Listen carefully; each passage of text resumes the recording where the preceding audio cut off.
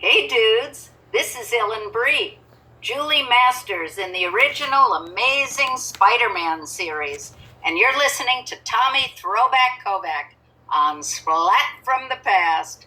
He's just your friendly neighborhood Tommy man. Hey dudes, welcome to Splat from the Past, the only 80s themed horror and sci-fi show where things could get totally radical. Now today, I will be welcoming my second guest from the original 1975 Secrets of Isis, Brian Cutler. Yes, Brian Cutler is going to be on the show today. Man, that guy had a great career in TV and independent films back in the 70s. Not only was he on the Secrets of Isis, but he was in movies like Catalina Caper, Top of the Heap. He was on shows like Here's Lucy, The Incredible Hulk, Mork and Mindy, Knight Rider, so many great things. And I'm going to have him on the show today to talk about it.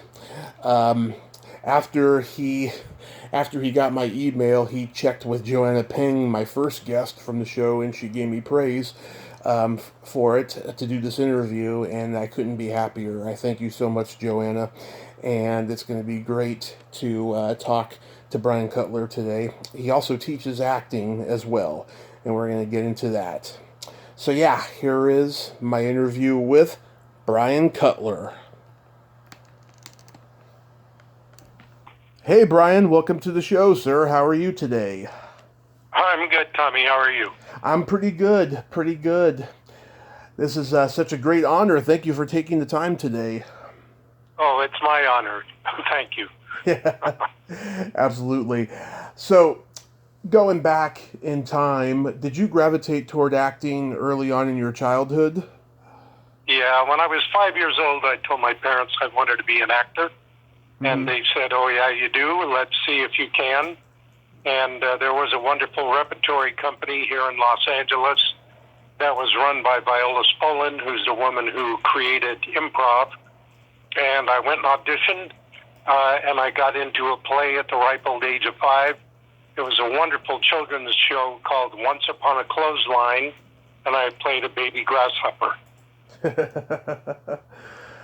Yeah. Did you get a good response from playing a baby grasshopper?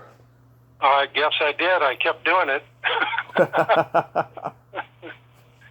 Yeah, so then I worked with Viola Spolin and that rep company from the age of 5 to 13. So anybody that knows anything about theater or improv knows what a great, wonderful woman she was, and she was very instrumental in all the stuff that's done now at Second City and Groundlings and all that stuff. She's the great-great-grandmother of all that stuff, and she was my director and artistic director for 8 years. So I had some really good ground training and good foundation built working with her. Oh, that's great. So after high school, I mean, did you also study with anyone else? No, I pursued acting, and I did a lot of TV. I'm so old that I remember black and white TV because I was on it.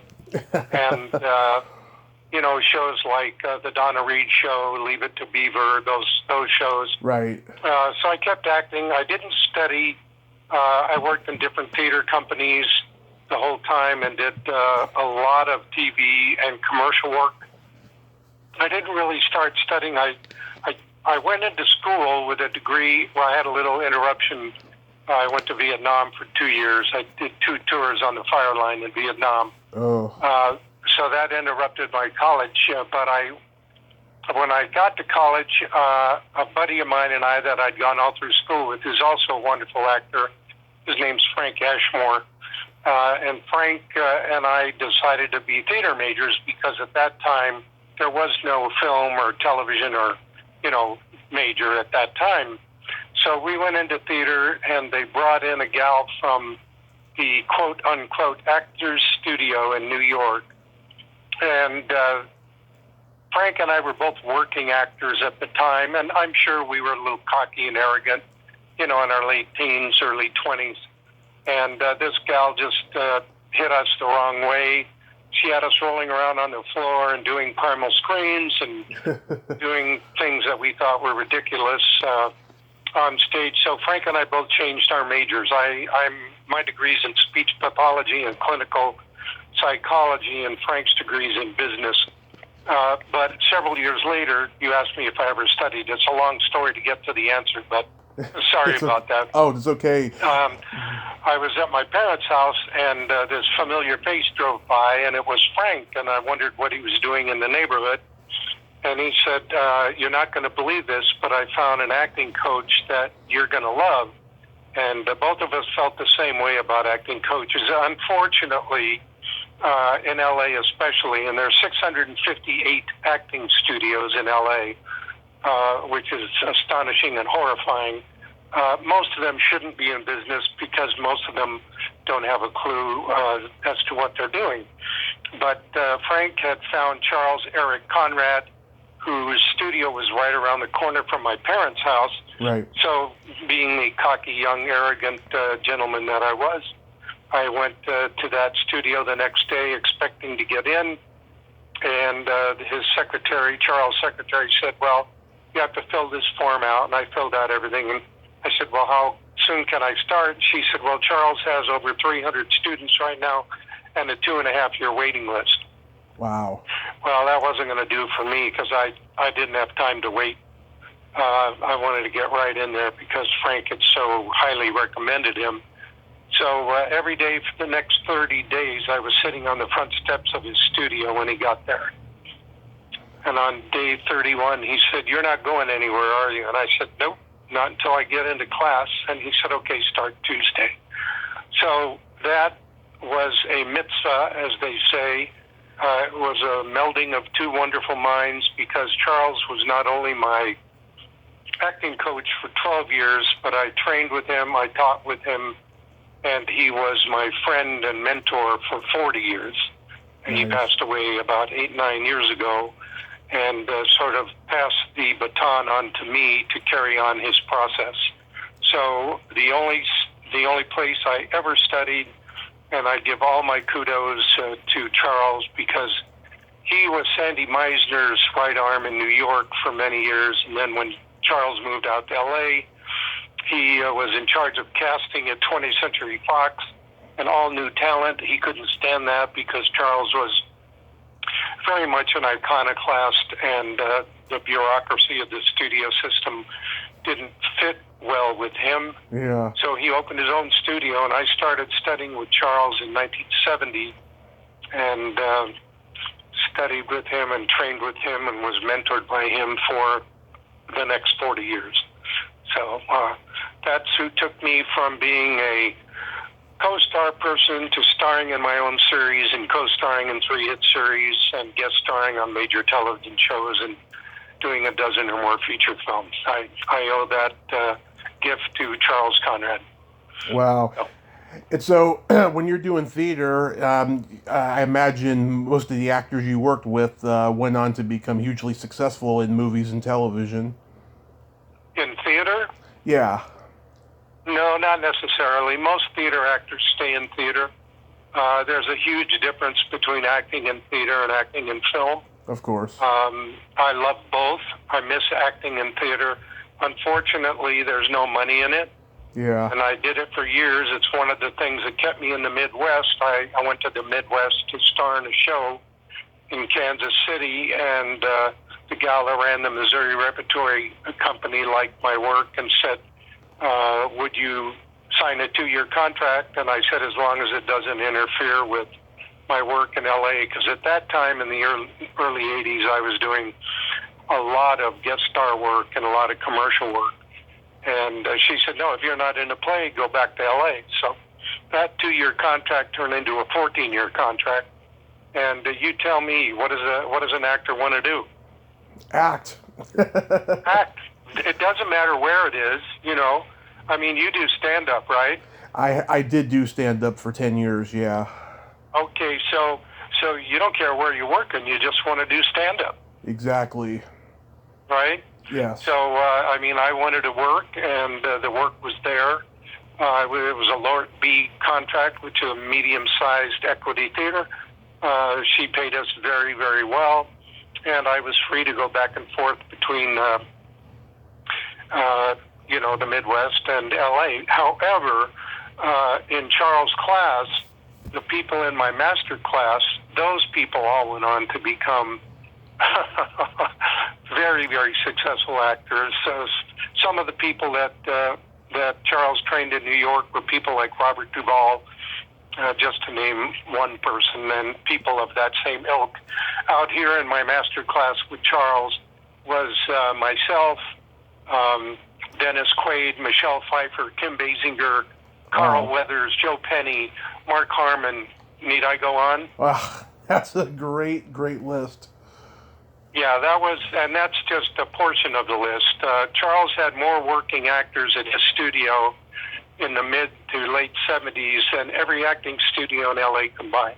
Wow. He was a very gifted man, and hopefully he passed that gift on to me, because I'm very blessed because I have my own studio in beautiful downtown Burbank, California, and I've got actors working even during this horrible time of this pandemic. I have one of my young actors who just starred in a movie for Lifetime Television. He worked over a month in Oklahoma. I've got several people they're so busy doing voiceover work that I can't even get together with them for a cup of coffee. So, yeah. I mean, my students are working actors by the grace of God, and a lot of hard work. And so I guess he passed the baton to me, and it's working. Yeah. So let's get into movie and TV credits here. You did a couple episodes of the short-lived TV series of The Long Hot Summer. Yep, did indeed. I was a co-star in that show. Unfortunately, it didn't get picked up, but that happens. Worked with some wonderful people: Ruth Warwick, Edmund O'Brien, Warren Kimmerling played my dad, Michael Zaslow, who was on Days of Our Lives or As the World Turns, I forget. Mm-hmm. Maybe As the World Turns for like 20 years. He was my kid brother. That was a lot of fun. Great experience. Worked with Roy Finnis, who was a wonderful actor, and enjoyed working with him a lot. What else? Let's see. Young Lawyers. I did the Young Lawyers for a few episodes, and then that didn't stay on the air either. That was starring Lee J. Cobb, who's a very old. Yep. On the waterfront. Yeah, a lot of young actors today don't know who any of these people are, but if they do a little research, it would behoove them to find out. And then I was a reoccurring co-starring regular on the series Emergency. Right. For 3 years, I played paramedic Dwyer, and that was a hoot because I got to work with a lot of character actors and people that I'd always admired. And then, of course, I starred in the Secrets of ISIS, which later became the Shazam ISIS Hour. Yep. But I had the privilege of guest starring with some of the biggest stars of the period. I was fortunate enough to work with Lucille Ball, Robin Williams. Yeah. You go back way, way, way back. I did a film with Basil Rathbone, who in my opinion was the best Sherlock Holmes of all time. So I've been very blessed. I've had a great run. I just starred in a film last year, which was doing extremely well in the festival circuit until the pandemic hit, and then of course everything dried up. We got over 20 laurels from different film festivals around the world. It's called Footsteps. It's anti-war, anti-drug, and post-traumatic stress film. I'm a vet from Vietnam. I do have PTSD. Mm-hmm. So most of the people in the film were vets from one era or another. And so we tried to do something that would make a statement, and evidently did, because it was well received worldwide. So, yeah, I'm still working at it. What I concentrate primarily now on is studio. It's mm-hmm. more important for me to pass on Charles' message to aspiring actors, whether they're 10 or 110. It doesn't matter to me. What matters is, do they want to learn? Do they want to grow? Do they want to continue to work on their their craft. You know, your craft will support you when your knees won't. So, you know, it's like I'm a big Kansas City Chiefs fan because I know all the Chiefs. Yeah. And you look at Mahomes, and what has he done during this entire pandemic? He hasn't been sitting on his butt doing nothing. He's been studying all the defensive tapes of every team in the league. And the reason he's doing that is he said, I want to continue working on my craft, which is the phrase I use all the time. And Sorensen, who, a good buddy of mine from Kansas City, who followed me out here to continue studying with me, a wonderful actor named Kai Abner, he and I joke about Sorensen all the time because you never know where Sorensen's going to be on the field, but he always does something magical. And he said the same thing in an interview about 2 or 3 weeks ago. They said, what have you been doing? He said, I've been fine-tuning my craft. So I tell all my actors, and thank God for Zoom, because I was skeptical about Zoom. I didn't know what Zoom would do or how it would work. I'm not a computer person, so anytime I go near the computer, the error message comes up. But I sort of figured out how to work the Zoom thing, and we've been doing classes Zoom-wise from the studio ever since the pandemic hit, and I can't tell you how thrilled I am with the results. I've had actors make some incredible breakthroughs that I never thought would happen as quickly, and we've gone international. Ironically enough, we have students now in London and Ireland, and from New York all the way to the West Coast. So the Zoom thing has been a blessing in disguise, but most importantly, I think that all my actors are continuing to work on their craft. Right. And so when things do open up, which they just did last week at CBS Radford, 23 shows are back on the boards right now. Radford. Mm-hmm. I know Tyler Perry's been shooting everything for the last couple months at his studio in Atlanta. So things are opening up little by little. But my actors are more than prepared. I couldn't be happier and more pleased with their work and their commitment. Oh, that's wonderful. So how does The Secrets of Isis come into your life? Secrets of Isis came into my life in the early 70s. I was sent to an audition. I auditioned for Lou Scheimer and Norm Prescott, the two owners of Filmation. They loved my audition.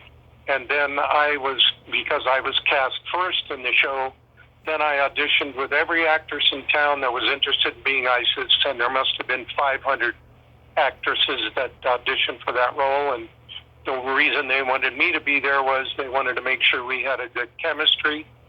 And when Joanna Cameron came in, there was good chemistry, and we had a really good rapport, and they liked the look. I mean, she's a beautiful woman.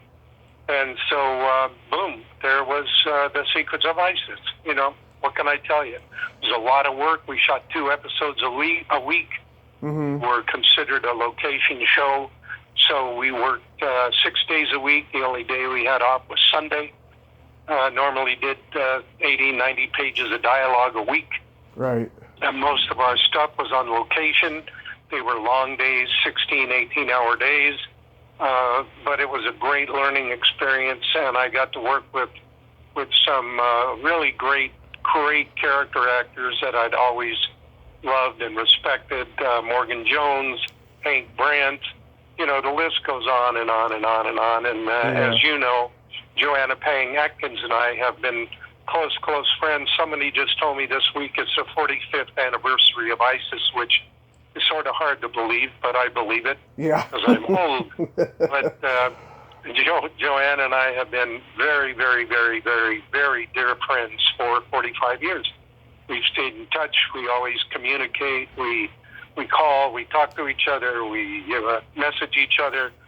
I know her husband really well, Dick, and he's a wonderful guy and a great producer. So we stay very close. I love her with a heart and a half. Mm-hmm. Yeah, she's great. I enjoyed talking to her. She's the best. It's sad she got replaced, though, you know, on the show. Well, we never could figure out why that happened. I guess it was a political thing. Who knows? She was wonderful as Cindy Lee. I know that we both questioned why she was replaced for quite a while. It certainly wasn't because she wasn't good, because she and I still get fan mail and requests for photographs from all over the world every month. So people certainly loved her. It was just one of those things, what are you going to do? Mm-hmm. What was showbiz? Yeah, that's show business. Yeah, showbiz. What was Joanna Cameron like to work with? Joanna was very professional. She was always on the job. She was always ready to work. I never had much of a real personal relationship with her. It was, we worked together, and she did her job, and I did my job. And, some people you meet and you just fall in love with, like I did with Joanna Pang Atkins, and some people you work with and work with. You know what I mean?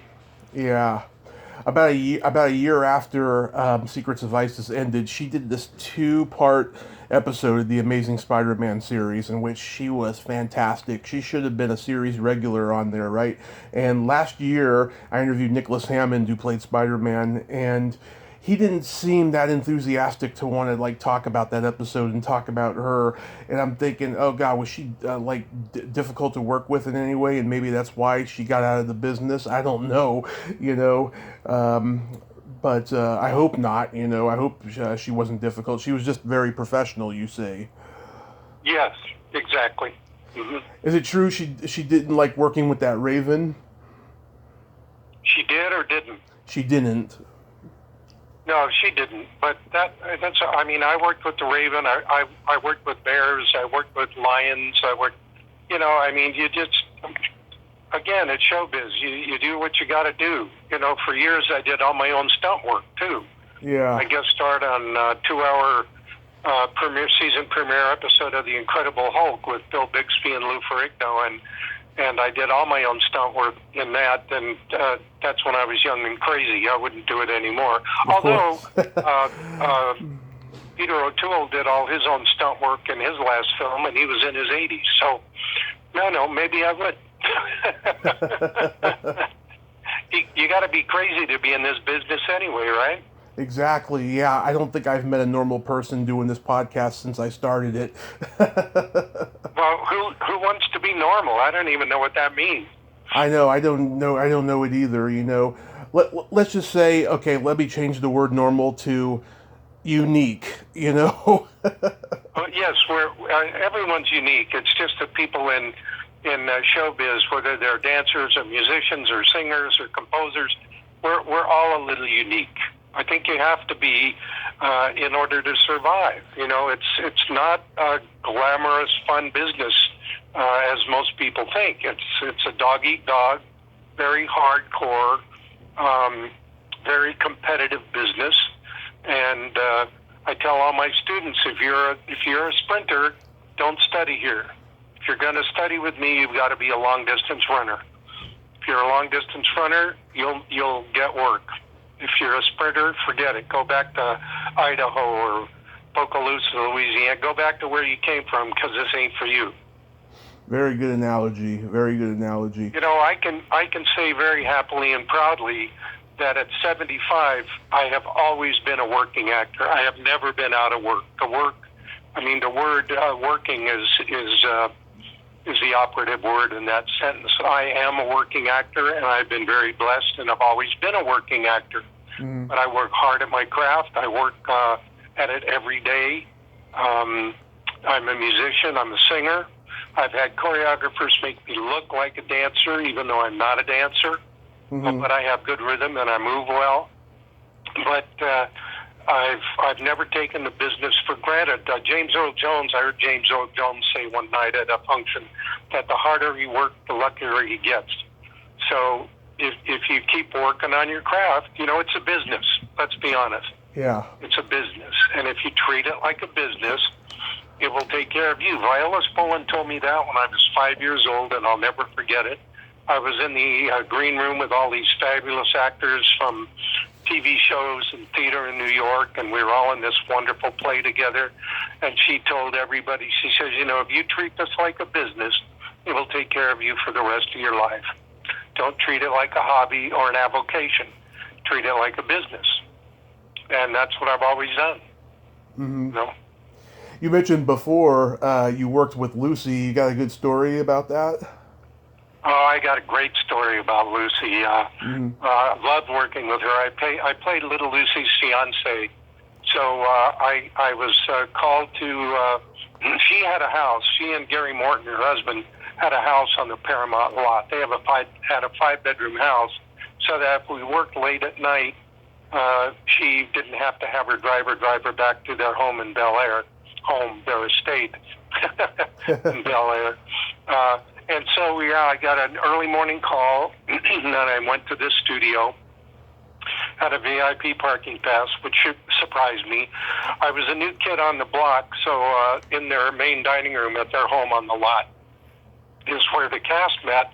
And I walked in, and all the season regulars that I had watched my whole life were there sitting around a table. And there was an empty chair at the head of the table and an empty chair at the foot of the table. And so there was an empty chair just to the right of whoever would be sitting at the head of the table. And they escorted me in and said, "This is where the new kid goes." So I sat there, and I chatted with everybody, and there was a wonderful chef there who came out and fixed breakfast for everybody. And I noticed that everybody had their scripts in front of them, but nobody was looking at them. So as an actor, you learn to be extremely observant. So I didn't open my script because they hadn't either. And we were sitting there. It was an 8 a.m. call. I get everywhere early. I was taught early in my years that 15 minutes early is on time. So I got there early, and I sat down, and I waited, and at 8 o'clock, Lucy wasn't there. And everybody kept talking and having breakfast, and at 8:15 she wasn't there, and at 8:30 she wasn't there. And you hear horror stories about people in this business. Oh, so-and-so is so difficult to work with. They're very demanding. They don't treat their fellow actors very well. And so you hear all this garbage. And what I say to people is, don't believe any of it until you meet the person. Right. And so 8:45, she still wasn't there. Everybody's sort of looking around the room. I don't know what to do because I'm the new kid on the block, right? And at about 9 o'clock, she walks in. Everybody stands up to greet her. She walks around the table over to me, and she extends her hand and says, "Mr. Cutler, I will never be late. This will never happen again." Wow. And she sat down, and let me tell you, it was such a treat to work with her and that crew and that group of people because, boy, she knew everything about everything. It was Lucy and Desi that developed the 3-camera live show. Of course. I mean, they were the ones who invented it. And they also were the only people in the film TV industry at the time that owned all of their property. They owned everything. And they were very smart to do that. They were both very, very, very sharp business people. Anyway, to work with her on the set was amazing because, boy, she knew where her marks were. She knew where her key light was. It was an education in 3-camera work for me. It was probably one of the greatest experiences I've ever had in my life. Well, that's wonderful. She was a very special woman, as is little Lucy and that whole group of people. Really great, yeah. Yeah, I talked to somebody the other day that worked with her, and yeah, I mean, she was a woman who didn't suffer fools, but if you met her requirements, she approved of you, and she went from being a serious dramatic actress to a comedic actress, and that's very rare and not easy. Right.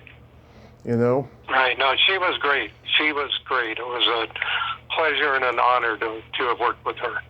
Mm-hmm. Same thing with Robin Williams. He was right on top of his game too. Great to work with, warm, friendly, open.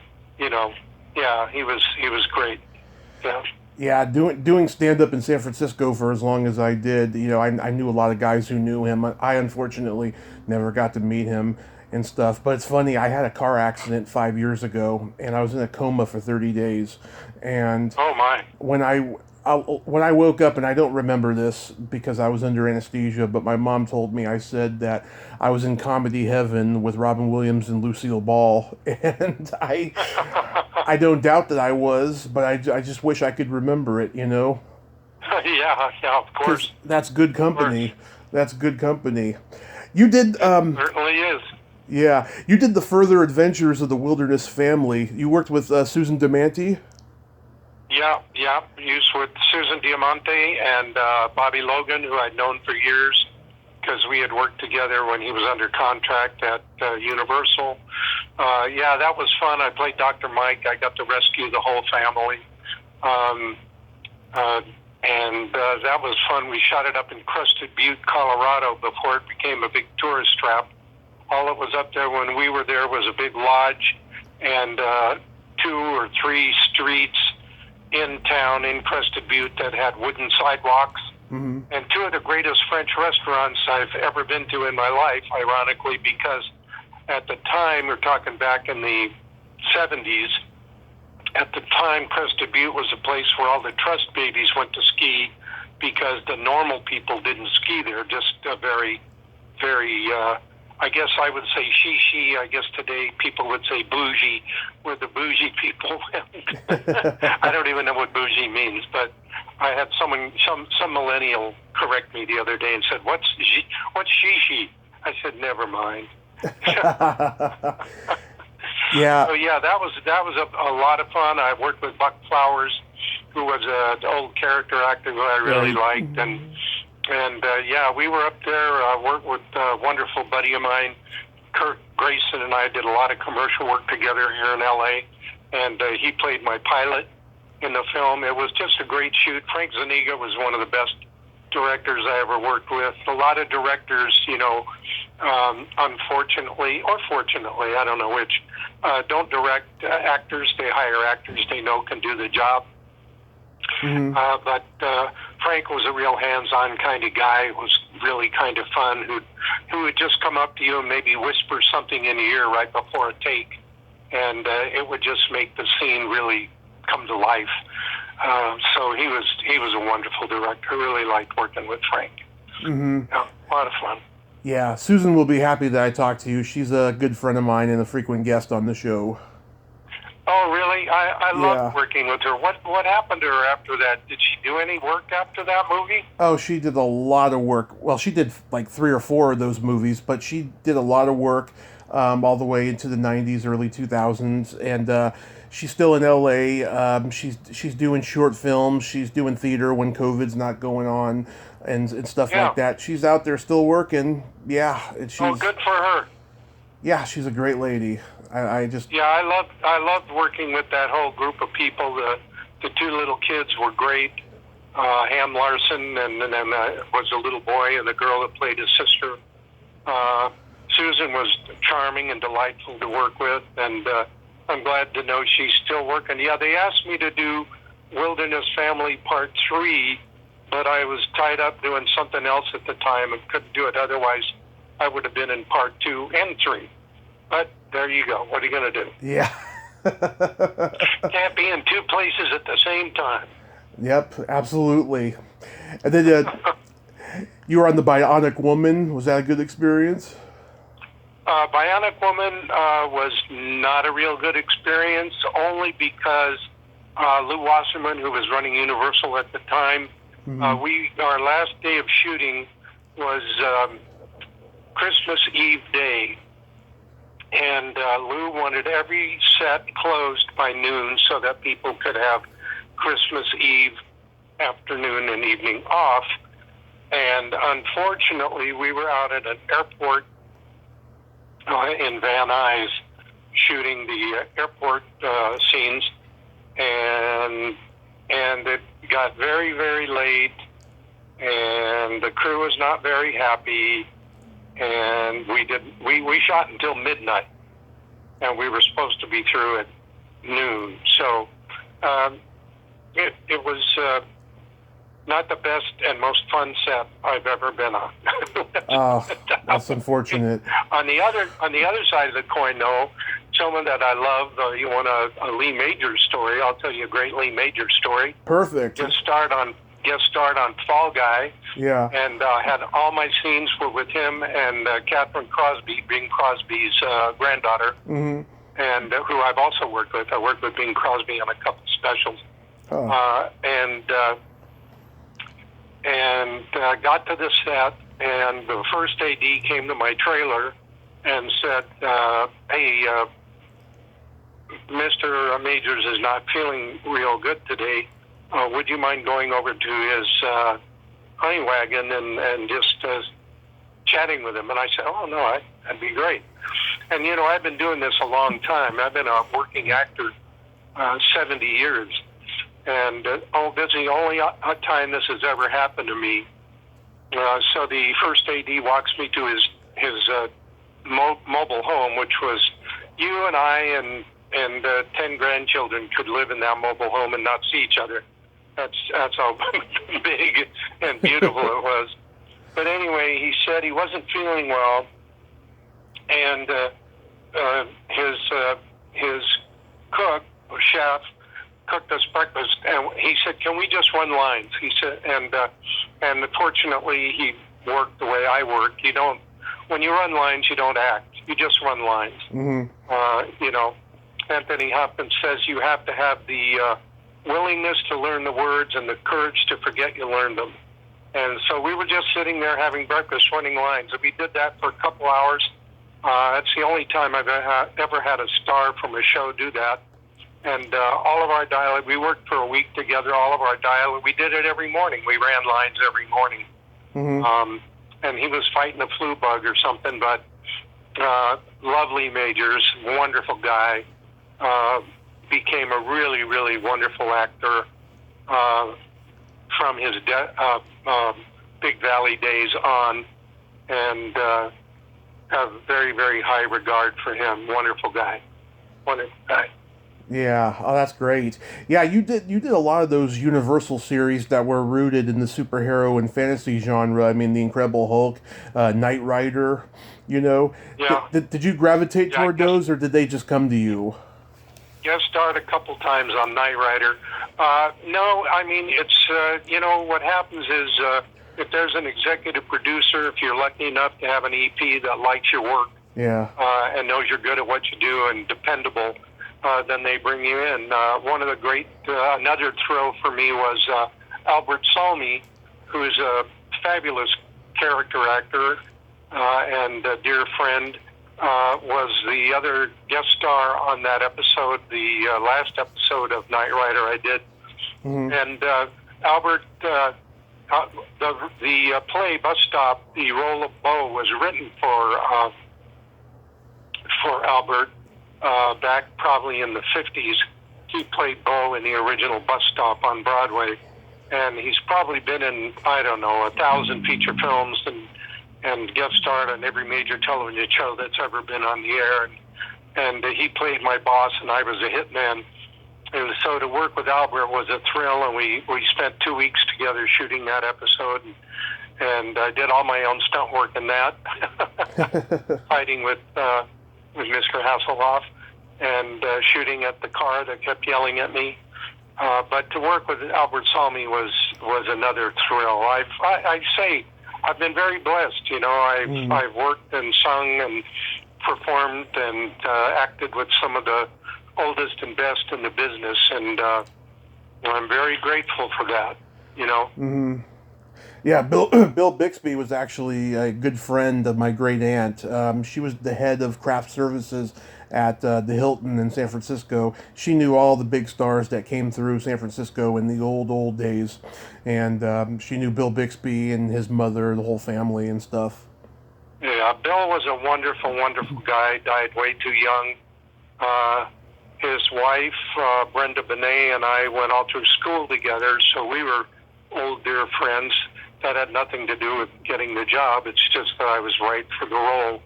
But that episode, that 2-hour episode, was turned into a feature film in England. And so it was called Married here on TV, and I think in England it was called The Wedding or something like that. Anyway, it was shown all over England and Europe as a feature film. Mm-hmm. Nice. He was great. I loved working with Bill. He was a wonderful guy. Yeah, he seemed like it. Also, I forgot to mention, too, you were in Catalina Caper. Catalina Caper. Yes, the Mystery Science Theater dubbed that as one of the 3 worst films ever made. I wear that manacle like a very proud statue. Had that film come out when all the other beach movies came out, it would have been a huge success. Unfortunately, it was a few months late. And you know how the industry is. You know, all of a sudden, everything on television is a science fiction show. Then everything on television's a medical show. Then everything on television's a police show. Well, we missed the boat. The boat sailed without us. It was a wonderful film to work on. Have you seen the film? I saw it one time, like a long time ago. Yeah, well, I was on Catalina Island with 60 of the most beautiful women in the world, and we were there 3 months. So you tell me if I had a good time or not. Yeah, you sure did. I sure did. And it was great to work with Tommy Kirk, Yeah. Peter Duryea. I was always a fan of Dan Duryea. He had a wonderful series on in the 50s. Which China Smith. would never remember. China Smith. China Smith. Yeah. And Peter was definitely his father's son. He was a very dedicated, very committed actor to work with Delmore and Peter Mamakos, who was another great character actor. And, oh gosh, what's his name? Lyle Wagner was a villain in that movie. We just lost him. Lyle and I stayed friends for years. Yeah. Jim Bagg was a stand-up comic and comedian who was in it. Robert Donner was in it, playing a creepy detective, and he passed away a few years ago, but he was probably in every film that John Wayne ever made. It was just a superb cast of people. Vanita Wolf, who played my sister, was great. Ulla Stromstedt was a star from Sweden they brought in to play the love interest for Tommy Kirk. Yeah, it was just a lot of fun, you know. Little Richard was in the film. Got to work with Little Richard. Got to work with Carol Sager. Wow. It was a hoot, man. You spend 3 months on the beach in Catalina. Come on. Phenomenal. With 60 beautiful women. Give me a break. Yeah. Oh, that's wonderful. That's one of the first. It was great, and I wear it as a badge of honor that Mystery Science Theater thinks it's one of the 3 worst films ever made. That's a badge of honor. It's one of the first Crown International movies too, I think. Yes, it was, and the Crown International people that owned the studio really liked me and wanted me to do 7 more films for them. But unfortunately for me, the Vietnam War was abounding, and I went to Nam. So I lost my contract with Crown International. So, you know, again, showbiz. What are you going to do? Yeah. I served my country. I served my country proudly. I was on the fire line 23 months, 18 days, and 5 hours, and I lived to tell the tale. Oh. So I doff my hat to anybody who's a member of the military, male, female, or otherwise. It's a very grueling thing to do unless you love it.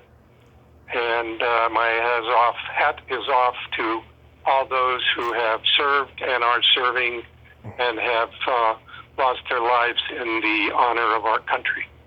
Oh, that's wonderful. That's very wonderful, Brian. Oh, do you have a Top of the Heap story? A what? A story from the movie Top of the Heap? No. Christopher St. John? No.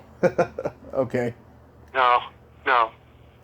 How did My One and Only come about? My one and only, well, I was living in Kansas City at the time, I had a student who was a writer, and everybody in Kansas City was walking around with a script under their arm saying they were going to make a movie, they were going to make a movie, they were going to make a movie, and nobody made a movie. So my good friend Chris O'Connor and I and my wife at the time, Jill Morehouse, we sat down and he had a screenplay that was very, very, very, very, very, very, very much too long.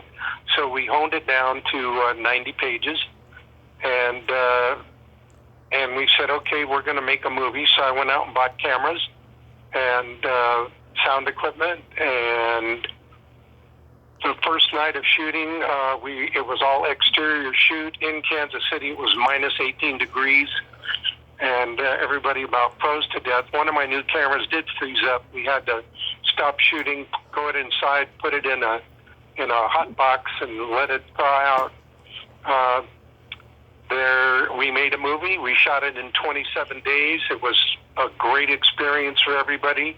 At the time, I had 71 students at my studio because I initially opened the studio in Kansas City, my acting studio. And I had 71 students, and there were 71 speaking roles in the film because I wanted everybody to have a speaking role. Now, for your first film, that's a really dumb thing to do.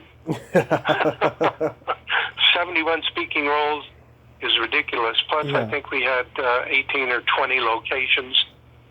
It's a fun coming-of-age movie. There's no nudity in it, and at the first few film festivals we went to where we won Best Comedy, and the young man in it who played the lead won Best Comedy Actor. But no distributors would pick it up because we didn't show any TNA. I had two distributors come up to me and say, in that scene where the girl takes her bra off, if she'd have turned around, or at the strip club where the girl's stripping, I said, guys, we didn't want to do that. That's the whole point. We wanted to imply those things, infer those things. I didn't want to wave them in somebody's face. Yeah. He said, well, we'd have bought it if you'd have done that. So that's how that came about. It was a passionate journey of love and commitment by everybody. And as I say, we shot it in 27 days and got it in the can 3 months later, and hit some film festivals with it. That's how it came about. I never saw it, but it looks interesting. Oh, it's fun. It's a fun film. Yeah, it's fun. Just a coming-of-age film, Yeah. Do you have anything you want to promote? I mean, you mentioned that Vietnam movie before. Well, it's not really a Vietnam movie. It's just a movie that's done with all vets. That's about a father, me, who has a son who comes back from Afghanistan with PTSD, and the father is a 30-year Marine vet, and the older son comes back, as I say, with PTSD. The younger son wants to go to Afghanistan to follow in his older brother's footsteps. The dad tries to talk him out of it. He goes anyway, and the movie starts with the father finding out that his youngest son has been killed by an IED in Afghanistan. So definitely not a comedy. But if I was going to promote anything, I would tell anybody that we have one of the best acting studios in Los Angeles. You'll be working with very, very talented, gifted actors that are working actors all over the place. People always say, well, do you have any stars that yeah, I've got several. I've got a guy named Jeffrey Staub, who's started with me for 10 years and now has done over 125 feature films. Catherine McNamara. Kat McNamara is one of my students. Jared Gerhardt is a very, very busy working actor. I've got actors working, but that's not the point. Can you learn where you're studying? Do you have original material? I have 10,000 pieces of original material. You will never do a piece in my studio that you've seen in a movie or on TV. Because if you've seen somebody do that piece, that's how you're going to try to do it. You can't help it. So all my material is original material. I love my students. I work very arduously. We shoot every class. My mentor, Charles Conrad, used to say, learning to act for the camera without a camera is like learning to ride a horse without a horse. It cannot be done. We shoot everything. I've been teaching for 30 years with cameras. We shoot everything ECU. For those people that don't know what that means extreme close-up. So you can see what's going on in your head if you're working from your left brain or your right brain, because you don't want to be working from your left brain. All the things you need to do on camera. I have never had an actor, to be honest with you, I've never had an actor in 30 years go on a set for the first time and had anybody know it was their first time on the set, ever. So our students are great. The studio is great. It's a boutique-style studio. I don't want to have 30 or 40 people because then you don't get to work every week. My people do 2 or 3 pieces every week. We tape them. Everything is done at 24 frames a second at 1080p. It's broadcast quality. We give you free copies of your work. There isn't anybody in town that does that. There isn't anybody in town that I'm aware of that has the background and the training and the stuff that you need to teach and train people. You know, and I'm not tooting my own horn. The proof is in the pudding, as they say. If you look at the number of actors that I have working, that to me is the greatest gift that I can have and my greatest tribute to Charles. Yeah, I ask this question a lot. Do you get a satisfaction out of teaching that you don't get acting itself? No, absolutely not. I get as big a thrill out of teaching and coaching somebody when they have a breakthrough in a scene as I do when I have a breakthrough in a scene on a set. It's exactly the same euphoric feeling. Yeah. I have an actor that I've trained who's done hundreds of films, dozens of films, and he says that studying with me and training with me, brace yourself, are you sitting down? Yeah. when I study with Brian and I work on a set, it's better than sex. I love that. I love that. So, no, to me, it's equally as wonderful, equally as rewarding. The one thing I do miss is performing live, because I was the lead singer in the new Christie Minstrels for a couple of years. I miss that. I miss doing live musical theater. But as I said earlier, there's really no money in it. And so, no, I love teaching and coaching. It's something that I've been gifted to do. And I love it. I love it. It's not work to me. You know, Joseph Campbell said years and years and years ago, if you find your bliss, you'll never work a day in your life. Oh. And as far as I'm concerned, I have never worked in my life. You know, I've always acted, I've always directed, produced, been a musician, a singer, so to me, and coached, and that's not work.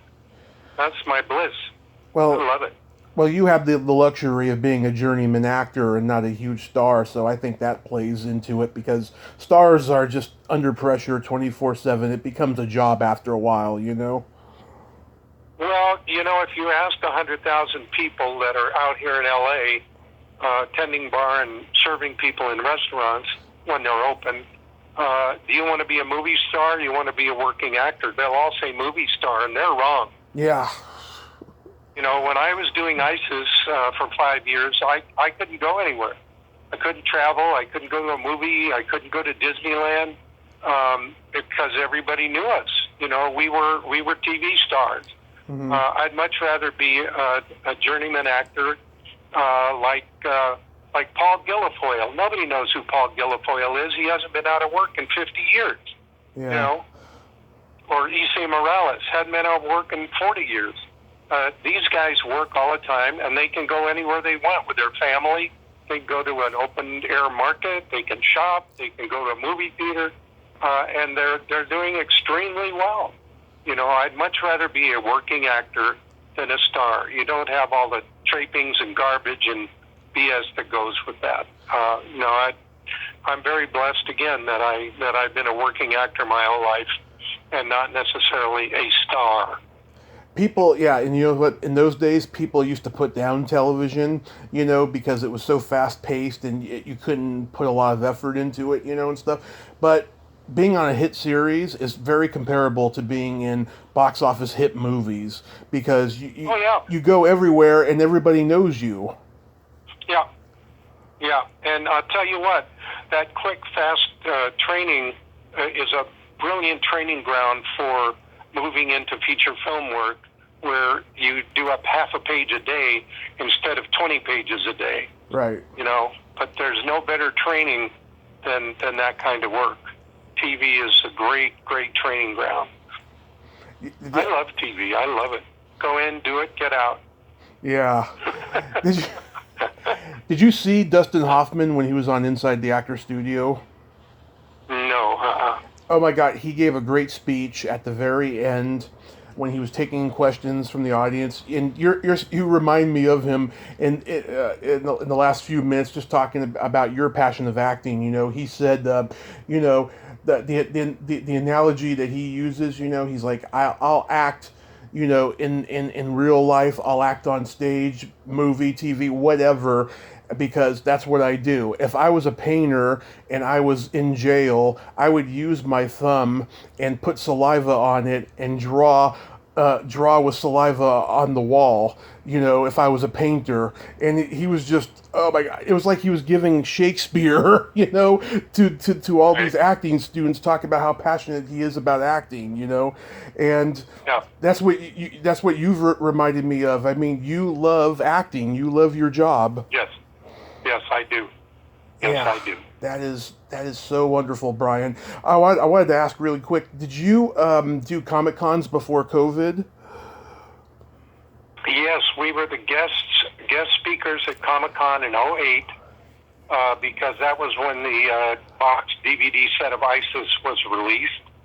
And so Joanna Pang-Atkins and myself and Michael Shazam was there, and Sid Craig, may he rest in peace, was there, and a lot of the other stars from the other Filmation shows were there. We had a ball. It was great. But that's the only time I've ever been there. I think one of the things that's hurt me and Joanna Pang-Atkins is the name of our show, ISIS. Yeah. It really, if you look technically at the name of that terrorist organization, it's ISIL. Yeah. Pardon me. It's not ISIS. It's ISIL. Yeah. But somehow it got nicknamed ISIS, and the minute that happened, I've done a couple of things like Comic-Con, but unlike John Davey and Michael Gray, who've done dozens of these things because of Shazam, and then of course there was a resurgence with the movie. I'm trying to get those guys. Shazam. Yeah, they try to get those guys. Unfortunately, as much as Joanna Pang-Atkins and I would love to do those things, we just don't get invited. I don't know why. I don't know why, but, Yeah. it is what it is. It is what it is. Well, Joanna told me, she would like to hope that Comic Cons will come back again next year in person, not the virtual stuff that they're doing, in the meantime and stuff. Yeah, it would be great to meet you guys at a convention, and I hope Joanna Cameron. I hope Joanna Cameron. I'd love to. Oh, sorry. Go ahead. What? I was gonna say. I'm sorry. I was gonna say I hope Joanna Cameron resurfaces someday and she embraces this success. Well, she's been on the Big Island of Hawaii for a long time.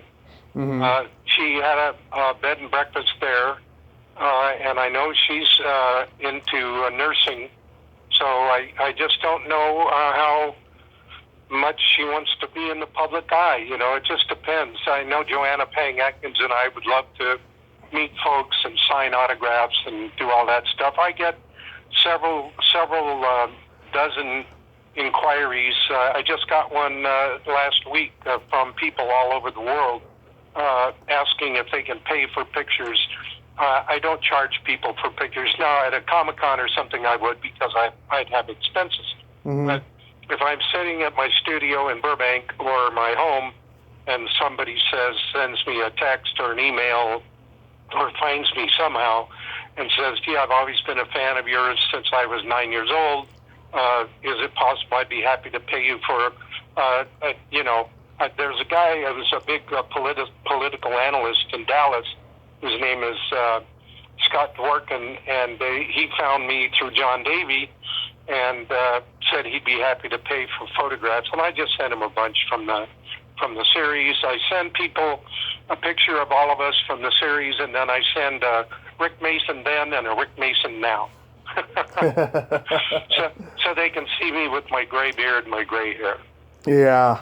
But it's Joanna Pang Atkins, and I would love to do that. If someone would ask us, we'd be happy to do it.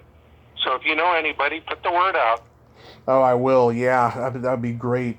Yeah, I've been trying to get those Shazam guys on here and stuff. I almost had Jackson Bostwick, who was on the show for a brief time last year, and then I was going to go to this convention in Alameda to meet him, and then I couldn't make it that day. I was going to interview him that weekend and do like a video interview with him, and it didn't happen. But he's a great guy too. He's a great guy. I like Jackson a lot. Well, look, you give my love to Susan Diamante Shaw when you talk to her. I love working with her. She's a wonderful lady. I just had a good time with them. Oh, I absolutely will, Brian. Thank you so much for coming on today, and please stay safe because we need you, and just, keep your head up in this crazy time. Thank you, my brother, and thanks for inviting me to spend some time with you. I really loved it. My pleasure, sir. I enjoyed it too. Have a great day. Okay, bye-bye. Bye-bye. Well, there you have it. Brian Cutler. Ain't he a cool dude? Nice guy, passionate about acting, full of wisdom and great stories. I enjoyed talking to him. If you like this video, everyone, please subscribe to my YouTube channel. Add me as a friend on Facebook. Join my Tommy Kovac comedian page on Facebook. Follow me on Twitter and Instagram and all that fun stuff. Well, that's all the time we have this week on Splat from the Past. Until next time, this is Tommy Throwback Kovac saying, there's no shame in living in the past because the present sucks. Later, dudes.